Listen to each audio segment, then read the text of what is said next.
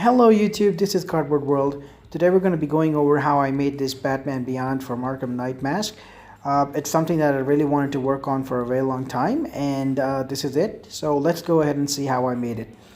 First things first, you're going to be needing a lot of patience for this particular mask. I tried quite a few times and failed a few times, and then I took some help from Pepakura.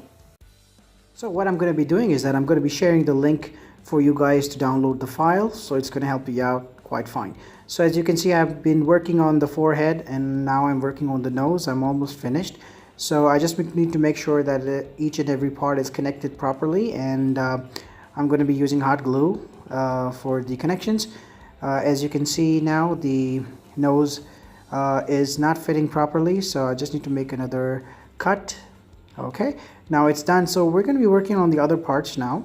And this is another part that goes at the back of the head. It all has to be hot glued properly, and as you can see, there are a lot of spaces in between the cuts that I made from the Pepakura files, which needs to be filled out and smoothed out. So we're going to be going over the technique for that as well. So what I basically have been doing is that once this will be completed, I will be applying another layer of foam on top, which will hide the scars underneath. Okay, now if you have seen in the game, there are two variations on the face. Basically there's one with the metallic lip and there's one with the faceplate. So for this particular build, I'm going to be going with the faceplate because that looks more cool and is easier to work on too. So basically what we're going to be doing is that we're going to be working on a base for the plate, and this will be made out of very thin cardboard, so it's easily flexible. So just need to make sure that each and every cut has been made properly. All the spaces have been cut out evenly so they stick perfectly together.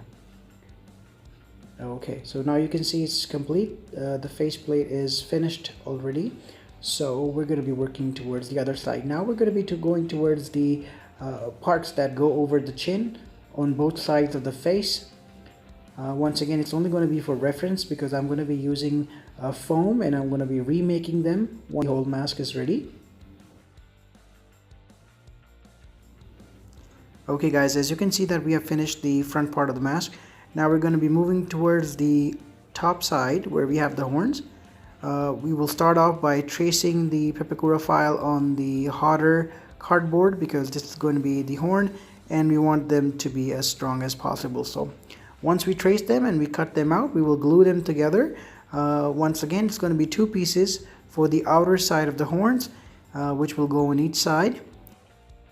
Okay guys, now as you can see, the outer side has been completed. Now we're going to be moving towards the inner side, and just before we do that, we need to reinforce the horns from the inside.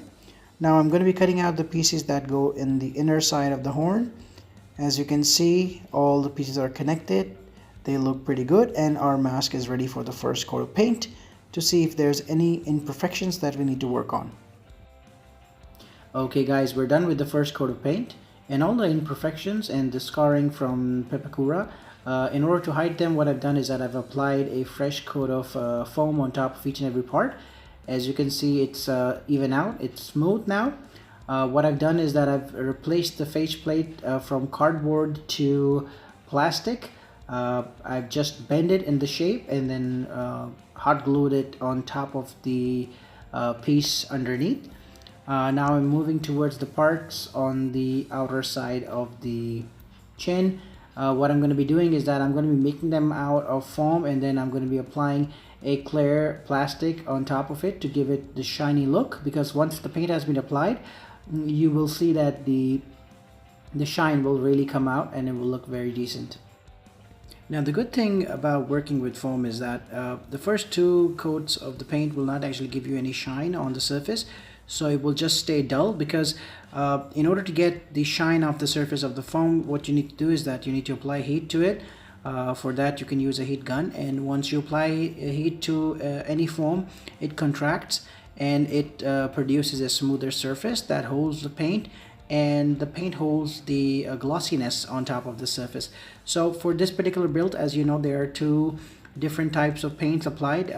The front part is going to be dull, and the sides of the mask are going to be in the gloss.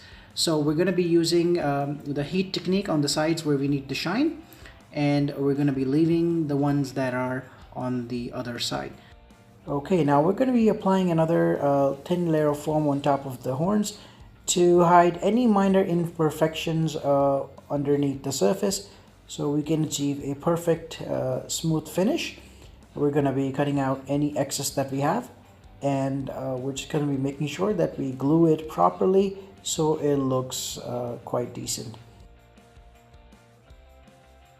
Guys, just before we go to the final paint, we need to sort out eyes for our Arkham Knight. So as you know that we need bright red lights, I have connected 4 LEDs with a 9-volt battery.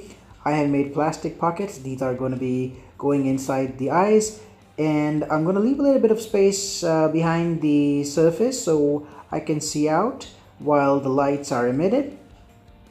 And these pockets are made out of plastic, and I have connected foil at the back so it can be illuminated very nicely.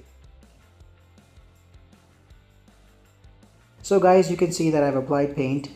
Just before applying the paint, I have covered the eyes so the paint does not go on the eyes.